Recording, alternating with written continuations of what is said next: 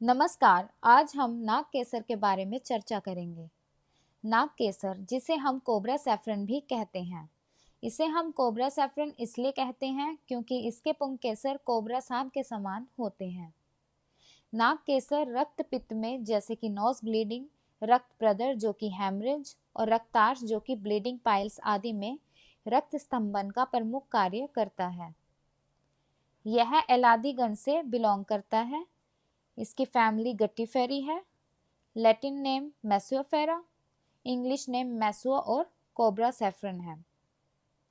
इसके पर्याय चंपा के समान फूल और नाग के समान पुंकेसर होने के कारण इसे नाग चंपा और चंपेय भी कहते हैं। पुंकेसर पीले और नाग के समान होने के कारण इसे पीला नाग केसर भी कहा जाता है। केमिकल कॉम्पोजिशन, इसका मेन कंपोनेंट है मैस्यूल ऑयल। इसके अलग अलग भाग से अलग अलग तरह का तेल मिलता है। कच्चे फल से पीले रंग का सुगंधित तेल निकलता है। बीज मज्जा से भूरे रंग का गाढ़ा तेल निकलता है और पुष्प से लाल भूरे रंग का पुष्प के समान सुगंधित तेल निकलता है। मॉर्फोलॉजी, यह सदाहरित मध्यम प्रमाण वृक्ष है। पत्र, इसके पत्र 2 से 6 इंच लंबे, भालाकार यानी पॉइंटेड हेड के, चर्मवत यानी स्किनी और अभिमुख यानी ओरिएंटेड होते हैं। नाग केसर के पत्र रक्त करवीर और सफेदे के समान होते हैं। पुष्प, नाग केसर के पुष्प चंपा के समान होते हैं, इसलिए इनका पर्याय चंपेय और नाग चंपा भी है। यह पुष्प 3 से 4 इंच और श्वेत वर्ण के होते हैं। यह पुष्प सुगंधित होते हैं, इसलिए इनका तेल भी सुगंधित होता है। पुष्प 2 से 3 एक साथ गुच्छे में लगते हैं।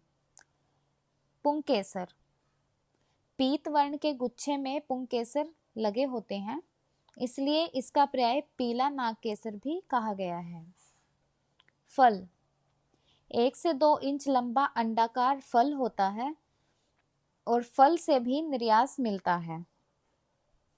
बीज, एक फल में 1 से 4 बीज होते हैं जो कि 1-1 इंच के होते हैं।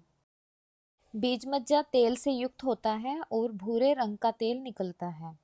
छाल, नाग केसर की छाल रक्ताभ भूरे रंग की होती है। इससे बबूल की गोंद के समान पीत हरित निर्यास निकलता है। नाग केसर के पुष्प बसंत में आते हैं और फल शरद ऋतु में आते हैं। नाग केसर का वृक्ष प्राय हाथियों को बहुत प्रिय होता है।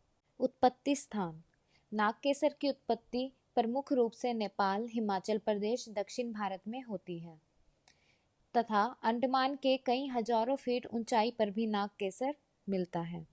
नाग केसर के गुण: लघु रुक्ष, रस कसाय तिक्त, विपाक कटु और वीर्य कोष्ण यानी अल्प उष्ण, ना ज्यादा गर्म ना ज्यादा ठंडा।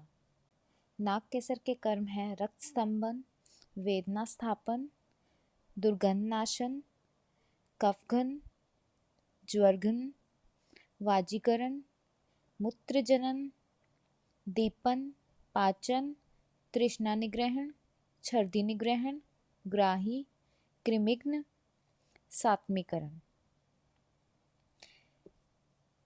नाग केसर के प्रयोग: नाग केसर आम पाचन, ज्वर, छर्दी, कंडू यानी खाज खुजली, स्वेदन, दुर्गंध, कुष्ठ यानी स्किन डिजीज, विसर्प, पित्त, रक्त पित्त प्रदर, अतिसार, अर्श जैसे रोगों में नाग केसर का प्रयोग किया जाता है। इसका प्रयोज्यांग पुंकेसर है। इसकी मात्रा 1 से 3 ग्राम और विशिष्ट योग नाग केसर चूर्ण और पुष्यानुग चूर्ण। पुष्यानुग चूर्ण की सभी औषधियाँ पुष्य नक्षत्र में एकत्रित की जाती हैं और यह रक्त प्रदर, श्वेत प्रदर और महिलाओं के रोगों में प्रमुख रूप से लाभदायक है। इसे एक इमरजेंसी ड्रग के रूप में भी प्रयोग किया जा सकता है। नाग केसर चूर्ण को यदि मक्खन और मिश्री के साथ मिलाकर रक्तार्श में दिया जाए तो यह बहुत लाभदायक होता है। नाग केसर का लेप अतिस्वेद में किया जा सकता है। शब्दोत्घृत में मिलाकर नाग केसर का लेप किया जाए तो यह घाव में बहुत लाभदायक होगा। केसर और नाग केसर में अंतर।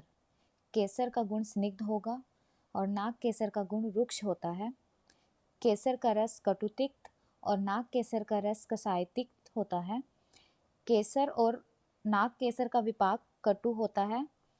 केसर का वीर्य उष्ण और नाग केसर का वीर्य कोष्ण होगा, ना ज़्यादा गर्म ना ज़्यादा ठंडा। केसर की मात्रा 250 से 500 मिलीग्राम तक ले सकते हैं और नाग केसर की मात्रा होगी 1 से 3 ग्राम। केसर का शुभ होगा, नाग केसर का मध्यम प्रमाण वृक्ष होता है।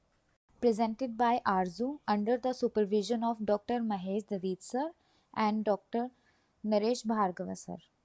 Thank you.